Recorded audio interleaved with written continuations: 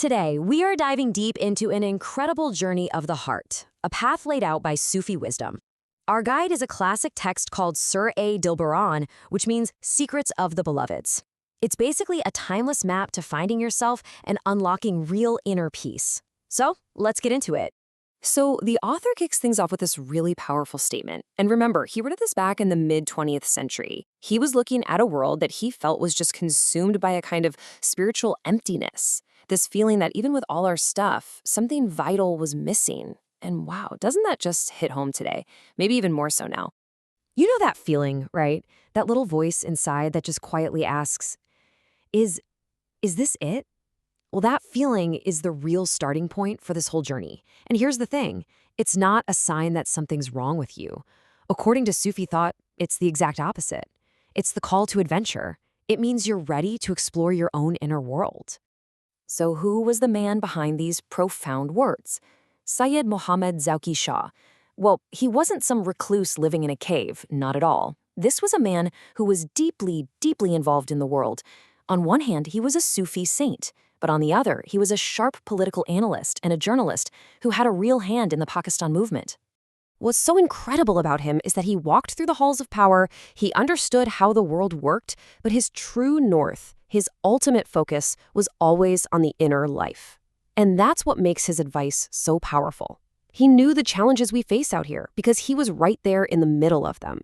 Zauqi Shah tells us that before you can go on any journey, you need a map, right? And for this inner journey, the map is a deep, honest understanding of your own self. In Sufism, this is called the nafs. Now, the nafs isn't just your personality or your ego. The book describes it as the very core of who you are. Think of it like the raw material you have to work with. The whole spiritual path is really just the art of transforming the self, taking it from a state of chaos and confusion to one of real clarity and peace. This whole transformation happens in three main stages.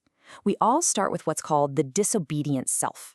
You know, when we're just pulled around by our impulses, caught up in that hysteria of materialism. But then we start to wake up, and we develop the reproachful soul. This is that key moment when we look at our own habits and go, maybe there's a better way. And the goal, the final stage, is to arrive at the soul at peace, a place of true inner harmony. This famous saying is quoted in the book, and honestly, it's the core of the whole thing. The journey inside yourself isn't just about self-improvement, it's about tapping into a much deeper reality. By understanding the little universe of your own self, you start to get a glimpse of the entire universe.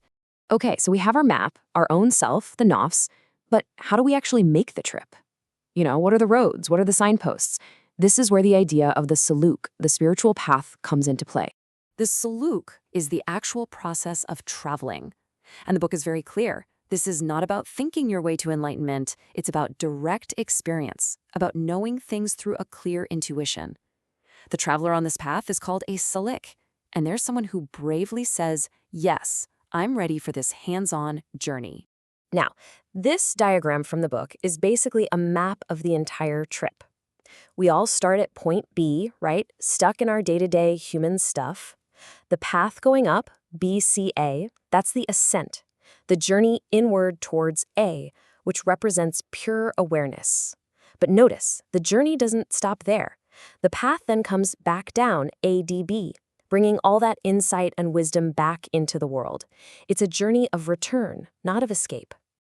So, if you're going on an epic journey like this, through totally uncharted inner territory, it begs the question, can you really do it alone? Well, the book suggests that just like any complex science, a guide is pretty much essential. This is where the sheikh comes in, the experienced guide who already knows the terrain.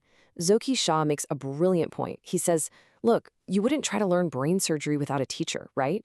So why would we attempt the science of the soul, which is way more subtle and complex, all by ourselves? Okay, so what does this journey actually look like day to day? If the sheikh is our guide, what are the tools we actually use to keep walking the path? The book gives us some really practical, powerful techniques. The main tool in the toolbox is dhikr, which literally means remembrance. It's the practice of keeping your attention focused on that divine reality. Think of it as the engine of the journey, the constant effort to bring your wandering mind back to a state of pure presence and awareness. When you break them down, these are basically profound forms of mindfulness. Guard your thoughts means watching your mind without getting caught up in the drama. Remain aware is about bringing that presence into every single moment, whether you're washing dishes or in a meeting. Be mindful of your state is like a constant inner check-in, keeping yourself honest. And finally, engage the heart is a reminder that this isn't just a mental exercise. It's about feeling and love. As you can see, anyone can start practicing these things.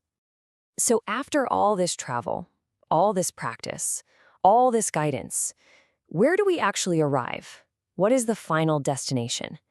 It's not a place, of course. It's a state of being. It's that full circle transformation we talked about earlier. This comparison just says it all, doesn't it? It's the before and after of the journey.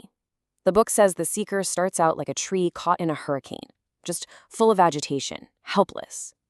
But the destination is a state called tamkeen, or steadfastness. It's a deep, profound stability. You become like a deeply rooted tree that isn't shaken by the storms of life. That is the soul at peace. And we'll end with this beautiful, expansive idea from the book. While Sirr-e-Dilbaran shows us one clear path, it ultimately says that everyone's journey is unique. It's a powerful invitation to find your own way, to begin your own journey of self-discovery, one breath at a time.